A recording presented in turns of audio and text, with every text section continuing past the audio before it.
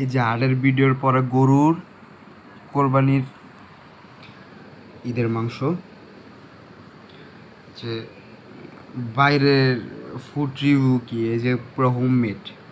দেখেন গ্রেভিটা দেখেন, একবারে একেবারে পুরা এই পুরা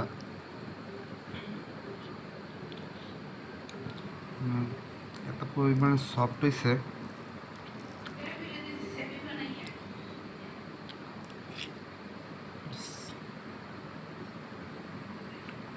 Oh my god.